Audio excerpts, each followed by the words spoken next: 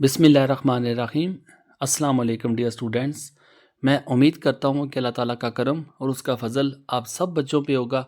First year के बच्चों के लिए मैं इस वीडियो को रिकॉर्ड कर रहा हूँ। इंग्लिश लैंग्वेज मेरा टॉपिक होगा और इस चैनल पे आपको इंशाल्लाह ताला फ़र्स्ट ईयर की इंग्लिश के हवाले से हर एक डाटा जो है कंप्लीट वो शेयर करेंगे। आज का जो मेन टॉपिक है मेरा वो स्मार्ट सिलेबस से आगाही है और आपको मैं चाहे आप प्राइवेट बच्चे हैं चाहे आप रेगुलर हैं, इंशाल्लाह ताला हर एक चीज़ को इंतहाई आसान अल्फाज में आपको समझाने की कोशिश करूँगा।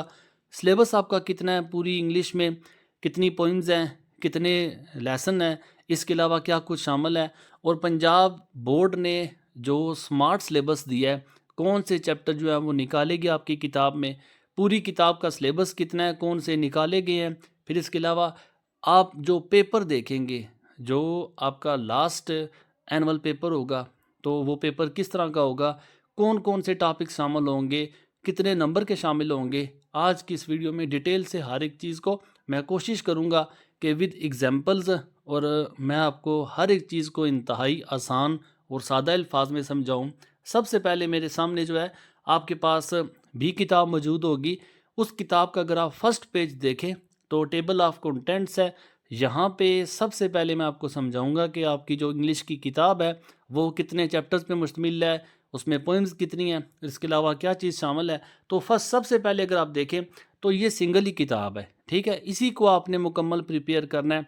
इस किताब से कितने नंबर का पोर्शन शामिल होगा, कौन कौन से टॉपिक्स इस किताब से आएंगे, तो सबको जानने के लिए पहले इस किताब के जो लेसन है, उसकी जो पोइम्स हैं, उसको जानना लाजमी है कि इस किताब में है क्या। तो अगर आप देखें तो फर्स्ट से लेकर लास्ट तक ये टोटल 14 यूनिट्स शामिल होते हैं, ठीक है। इन 14 यूनिट्स में आपकी 5 जो है वो पोइम्स शामिल होंगी। उनमें अगर आप देखें तो आपको नज़र आ रहा होगा, जिस तरह देखें ये यूनिट नंबर 3 है, तो ये पोइम है, हर पोइम के सामने लिखा हुआ है। तो ये यूनिट नंबर 3 पोइम है, यूनिट नंबर 6 पोइम है, यूनिट नंबर 9 पोइम है, यूनिट नंबर 11 पोइम है और यूनिट नंबर 13 पोइम है। इसका मतलब है 5 पोइम आपकी टोटल बुक में शामिल है। गवर्नमेंट ने अभी कुछ चैप्टर्स एक्सक्लूड किए हैं, कुछ पोइम्स उन्होंने निकाली हैं, कुछ चैप्टर्स निकाले हैं, उस पे चल के आगे बात करेंगे। लेकिन जो टोटल सिलेबस है आपका, उसको आपने जानना लाजमी है। और इनके अलावा जो पोइम्स आपको बताएंगे, बाकी लेसन है और लास्ट में जो 14 नंबर है ये एक प्ले है। तो एक प्ले हो गया आपकी जो टोटल सिलेबस है, एक प्ले हो गया, 5 पोइम्स होंगी। बाकी आप देखें जो 8 बनते हैं वो सारे यूनिट लेसन के हैं। तो उम्मीद है आपको इतनी समझ आ चुकी होगी। ये आपको मैंने बताया इंग्लिश का पूरा सिलेबस है। अब इसके अलावा जो पंजाब बोर्ड ने हदायत की हैं, उसमें उन्होंने जो चैप्टर एक्सक्लूड किए हैं, जो यूनिट्स निकाल दिए हैं, उनमें आपने याद रखना पूरी किताब में यूनिट नंबर 4 जो लेसन है, यूनिट नंबर 7, ठीक है, फिर उसके बाद यूनिट नंबर 9 जो पोइम है और इसके साथ साथ यूनिट नंबर 12। इसका मतलब है 5 पोइम में से एक पोइम जो आपकी वो निकाल दी गई है, इसको आपने तैयार नहीं करना, कुछ भी इसका कोई भी टॉपिक आपने तैयार नहीं करने। फिर उसके बाद जो बाकी 3 लेसन बनते हैं, इनको भी आपने तैयार नहीं करना। तो टोटल आपके जो 4 है, इनको आपने तैयार नहीं करना, आपने पूरे सिलेबस से इनको निकाल देना है। इन 4 को निकाल के बाकी जो आपके पास 11 यूनिट्स बनते हैं, उनको आपने अच्छे से तैयार करना है। अभी जो हम सीखेंगे वो पेपर का पैटर्न सीखेंगे कि टोटल पेपर कितने नंबर का होता है, फिर उसमें ऑब्जेक्टिव पोर्शन जो वो कितने नंबर का होगा, ऑब्जेक्टिव में क्या क्या होगा, फिर इसके बाद सब्जेक्टिव को देखेंगे। तो ऑब्जेक्टिव जो टोटल मार्क्स है वो आपके 100 मार्क्स का होगा, ठीक है। टोटल आपके मार्क्स जो वो 100 होंगे। 100 में जो 20 नंबर होंगे, ये आपके 20 नंबर का पोर्शन जो होगा वो ऑब्जेक्टिव का लिया जाएगा, ठीक है। ये 20 नंबर आपके ऑब्जेक्टिव के होंगे, बाकी जो 80 मार्क्स होंगे वो सब्जेक्टिव पेपर होगा। आज अभी जो फिलहाल जो हम डिस्कस करेंगे वो ऑब्जेक्टिव पोर्शन में क्या कुछ होगा। आप देखें अगर, तो ऑब्जेक्टिव पोर्शन में आपने याद रखना है 3 आपके पार्ट्स होंगे। ये क्वेश्चन नंबर 1 होगा ऑब्जेक्टिव का, ए पार्ट, बी पार्ट और सी पार्ट है। जो ए पार्ट होगा ये आपका वर्ड्स मीनिंग वाला होगा, जिसे हम सिनोनिम्स भी कहते हैं। ये 10 नंबर का आपका जो वर्ड सिनोनिम वाला पोर्शन होगा, ठीक है। बी पार्ट आपका हो गया 5 नंबर का, सी पार्ट आपका हो गया ये 5 नंबर का। जो ए पार्ट है 10 नंबर का, इसमें क्या वर्ड्स मीनिंग होंगे, जिसे आप वर्ड सिनोनिम्स भी कहते हैं।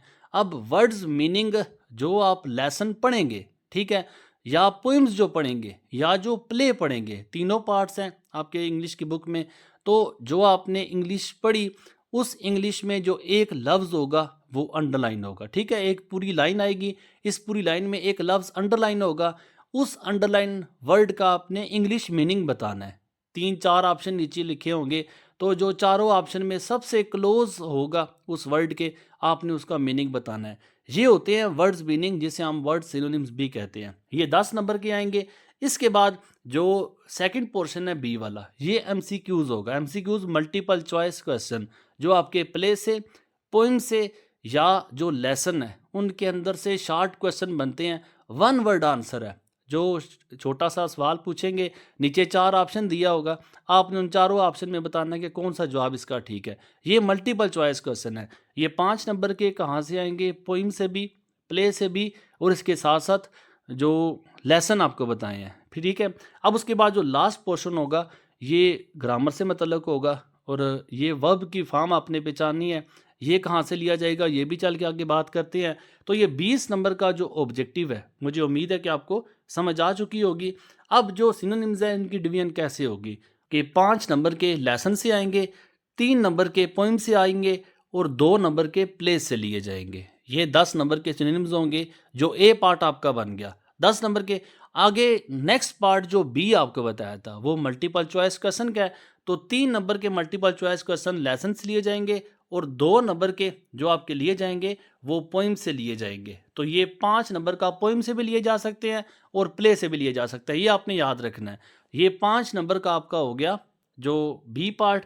और जो सी पार्ट है ये 5 नंबर का, ये आपका सी पार्ट जो है, जितने लेसन है, जितनी पोइम्स हैं, या जितना आपको एक प्ले बताया, उसमें जितने भी ग्रामर आपकी हर चैप्टर के लास्ट में दी हुई है, वो जो वर्ब्स की फॉर्म आपने बतानी है, वो ग्रामर जो है 5 नंबर की आपके चैप्टर के लास्ट में जो डिस्कस है, वहाँ से 5 नंबर का पोर्शन ग्रामर का बनेगा। इस तरह ये 10 नंबर के सिनोनिम्स, 5 नंबर के एमसीक्यूज, और लास्ट में 5 मार्क्स जो होंगे वो वर्ब के होंगे। ये 20 नंबर आपके ऑब्जेक्टिव के बन जाते हैं।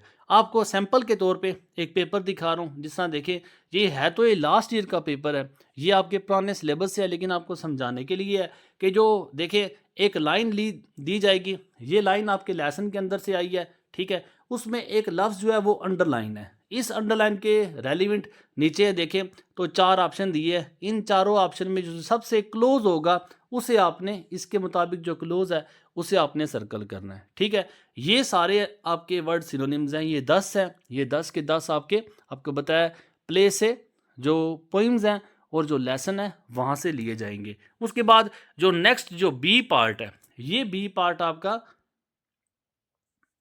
ये जो एमसीक्यूज आपको तो है, शॉर्ट क्वेश्चन, एक छोटा सा जो है लाइन से सवाल पूछा जाएगा, नीचे आपके 4 ऑप्शन होंगे, इन चारों ऑप्शन में जो आपको लगता है जवाब ठीक है उसके मुताबिक आपने सर्कल करना है। ये बी पार्ट हो गया। और जो सी पार्ट है ये आपका ग्रामर से होगा, ठीक है। आपने ग्रामर के मुतल्लिक जो आपको चैप्टर मैंने बताए हैं, पोइम्स के अंदर से भी, प्ले के लास्ट में भी, जो भी आपकी ग्रामर का काम है उसको आपने अच्छे से रिवाइज करना है, और ये ग्रामर का काम वहीं से लिया जाएगा। ये 20 नंबर का आपका जो ऑब्जेक्टिव का पोर्शन है। फिर उसके बाद अगर आप देखें जो कैलकुलेशन है, जो सब्जेक्टिव पार्ट है, सब्जेक्टिव पार्ट में आप याद रखना, जो सेक्शन 1 होगा वो आपका क्वेश्चन वाला होगा। देखें, ये आपके लेसन है, ये आपकी पोइम्स हैं, और ये आपका जो प्ले, जो यूनिट नंबर 14 है। इसका मतलब है लेसन से 10 सवाल लिए जाएंगे, 10 में से आपने 7 अटैम्प्ट करने हैं, 3 की छूट होगी, 14 नंबर के सवाल हो गए लेसन से। फिर आगे बारी आती है पोइम्स की, तो पोइम्स से टोटल क्वेश्चन आपके 8 होंगे, 8 में से आपने 5 अटैम्प्ट करने हैं। और इसी तरह जो क्वेश्चन नंबर 4 होगा, ये क्वेश्चन नंबर 4 आपका जो प्ले है, ये प्ले से पूछे जाएंगे क्वेश्चन आपको। तो ये आपका जो फर्स्ट पार्ट है, लेसन से 14 नंबर के मुख्तसर सवाल पूछे जाएंगे। इसी तरह जो पोइम्स हैं ये 10 नंबर के सवाल पूछे जाएंगे, और लास्ट में जो प्ले है ये 6 नंबर के सवाल आपके प्ले से पूछे जाएंगे। तो अगर आप देखें, क्वेश्चन नंबर 2, क्वेश्चन नंबर 3 और क्वेश्चन नंबर 4, क्वेश्चन आंसर का जो पोर्शन है ये 30 नंबर का पोर्शन आपका बन जाता है, ठीक है। अब उसके बाद सेक्शन 2 आपका ये बन जाता है। सेक्शन 2 आपका क्या है? लेटर और एप्लीकेशन। ये आपकी ग्रामर की बुक है। फर्स्ट ईयर और सेकंड ईयर में आपने वही पढ़नी है। उस ग्रामर की बुक में सब कुछ मौजूद है, ठीक है। इस ग्रामर की बुक में लेटर और एप्लीकेशन सारे करने हैं। जो आपने लेसन तैयार करने हैं, जो आपने पोइम तैयार करनी है, जो आपने प्ले तैयार करने हैं, वही जो स्मार्ट सिलेबस को एक्सक्लूड करके उसमें जो चैप्टर आपको बताए उनको आपने निकाल देना है, पोइम को भी निकाल देना है। बाकी से पूछा जाएगा। सेक्शन 2 में जो ग्रामर की किताब है इसमें कुछ भी एक्सक्लूड नहीं है, कुछ भी आपका निकाला हुआ नहीं है। ग्रामर में आपने सारा काम करना है। लेटर और एप्लीकेशन में चॉइस आती है। इन दोनों में से किसी एक टॉपिक को आप तैयार कर सकते हैं। ख़ास तौर पे इसका मेथड जो है वो आपने लाजमी सीखना है। 10 नंबर का आपका लेटर होगा या एप्लीकेशन, दोनों में से जो आपकी चॉइस है, ठीक है। नेक्स्ट क्वेश्चन नंबर जो 6 होगा ये मॉरल स्टोरी है। जितनी आपकी ग्रामर की बुक में मॉरल स्टोरीज हैं वो आपने सारी तैयार करनी है। इन मॉरल स्टोरी में भी आपने जो 10 नंबर का पोर्शन अटैम्प्ट करना है। क्वेश्चन नंबर 7 जो है ये एक्सप्लेनेशन ऑफ स्टेंजा है। जो पोइम्स आपकी हैं 5 थी, 5 में से अभी 4 शामिल होंगी। 4 में जो इंपॉर्टेंट लाइंस हैं, जो लाइंस हैं पोइम्स की, वो लाइन आएंगी। उन लाइंस को आपने रेफरेंस, कॉन्टेक्स्ट और एक्सप्लेनेशन के साथ लिखना है। तो ये आपका 5 नंबर का पोर्शन होगा। फिर उसके बाद नेक्स्ट आपकी पंक्चुएशन होगी। तो पंक्चुएशन के लिए जो आपने लेसन तैयार किए, जो देखिए लेसन नंबर 1 है, 2 है, 5 है, 8 है और 10 है। ये टोटल आपके 5 लेसन बनते हैं। इन 5 लेसन से आपने पंक्चुएशन को तैयार करना है। पंक्चुएशन क्या होती है?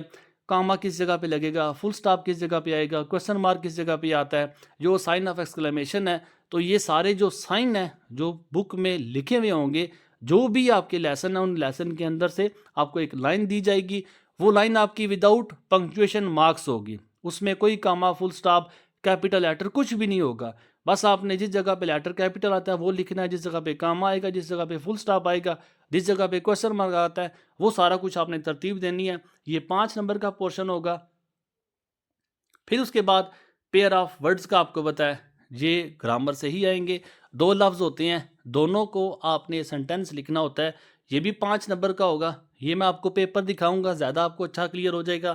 फिर उसके बाद ट्रांसलेशन है। जो यूनिट आपके सिलेबस में शामिल है उन सिलेबस के यूनिट से ट्रांसलेशन दी जाएगी। एक पैराग्राफ आएगा, उस पैराग्राफ को आपने उर्दू में ट्रांसलेट करना है, ठीक है। जो आपके सिलेबस में लेसन शामिल हैं उन्हीं लेसन से कोई भी पैराग्राफ दिया जा सकता है आपको ट्रांसलेशन के लिए। 15 नंबर इसके होंगे। तो ये सारे कुल मिला के आपके जो पेपर बनता है ये 80 नंबर का सब्जेक्टिव पोर्शन बनता है, ठीक है। और जो ये लास्ट में लिखा है ये वो बच्चे जो फॉरेनर्स होते हैं, जो गैर मुल्की बच्चे होते हैं या जिनका इंग्लिश मीडियम होता है, उनके लिए टॉपिक होता है। बाकी आपके बच्चों के लिए ये टॉपिक नहीं है। आपका टॉपिक यहाँ तक था जो आपने अटेम्प्ट करना है। अब इसी पेपर का एक सैंपल आपको दिखा दूं आपको समझाने के लिए। जो क्वेश्चन नंबर 2 है, क्वेश्चन नंबर 2 आपका जो टोटल क्वेश्चन आपके यहाँ पे जो 7 आपने अटेम्प्ट करने हैं 10 में से, और ये क्वेश्चन नंबर 2 आपका लेसन से है, क्वेश्चन नंबर 3 आपका पोइम से है, और इसी तरह जो क्वेश्चन नंबर 4 होगा वो आपका प्ले से लिया जाएगा। ये आपका सेक्शन 1 बनेगा। फिर उसके बाद देखिए लेटर और एप्लीकेशन आएगी, जो सेक्शन 2 से आपने क्वेश्चन नंबर 5 है। फिर उसके बाद एक ये लाइन आएगी, ठीक है। इसमें समरी आपने नहीं लिखनी, ये लाइंस आती हैं। लाइंस को आपने देखिए एक्सप्लेन करना है, रेफरेंस और कॉन्टेक्स्ट। बिल्कुल इसी तरह पेपर आप वहाँ पे भी देखेंगे। तो आपने पहले रेफरेंस लिखना है, फिर कॉन्टेक्स्ट लिखना है और लास्ट में एक्सप्लेनेशन लिखनी है इन्हीं लाइंस की, ठीक है। फिर उसके बाद पंक्चुएट है। ये पंक्चुएट है जो एक देखे लाइन दी गई है, इस लाइन में ना कामा का इस्तेमाल किया गया, ना फुल स्टॉप का, ना कैपिटल लेटर का, ना क्वेश्चन मार्क का, कोई भी साइन आपको नज़र नहीं आ रहा। इस लाइन को आपने पंक्चुएशन के साथ लिखना है, किस जगह पे कामा आएगा, किस जगह पे फुल स्टॉप आएगा, वगैरह वगैरह सारा। उम्मीद है कि आपको जो बात मैं समझा रहा हूँ वो समझ लग चुकी होगी। फिर उसके बाद पेरा वर्ड्स है। ये पेरा वर्ड्स आपने जो आपकी बुक है उसमें ये सारे तैयार करने हैं। फिर उसके बाद ट्रांसलेशन का एक पैराग्राफ है जो आपके लेसन से लिया जाएगा। मुझे उम्मीद है कि जो चीज़ भी आपको समझाई है, कोशिश की है हर एक चीज़ को डीपली और सादा और आसान अल्फाज में समझाऊँ। आपको पेपर का पैटर्न और स्मार्ट सिलेबस का अंदाज़ा हो चुका होगा। इंशाल्लाह ताला मैं हर एक चीज़ को पूरी डिटेल के साथ आपके साथ शेयर करूंगा। सारे लेसन की ट्रांसलेशन करूंगा। इसमें इंपॉर्टेंट पंक्चुएशन है, जो इसमें पेरा वर्ड्स हैं, जो शॉर्ट स्टोरीज़ हैं, लेटर्स हैं, हर एक चीज़ को मैं आप लोगों के साथ शेयर करूंगा। और इंशाल्लाह ताला फर्स्ट ईयर के बच्चों के लिए मैं अलग से ग्रुप भी बनाऊंगा ताकि उसमें जो हेल्पिंग मटेरियल है वो साथ साथ शेयर भी किया जाए। मज़ीद आप हेल्प के लिए आप यूट्यूब की बायो से मेरा नंबर ले सकते हैं, मुझसे कॉन्टैक्ट कर सकते हैं। इंशाल्लाह ताला हर एक चीज़ जो है इंग्लिश के हवाले से मैं आपको कंप्लीट गाइडलाइंस दूंगा, मुकम्मल रहनुमाई करूंगा। दुआ गो कि अल्लाह ताला आप सबको कामयाब करे, आप सबका हामी नासर हो। दुआ में याद रखिएगा। जज़ाकल्लाह। अल्लाह हाफिज़। अस्सलाम वालेकुम।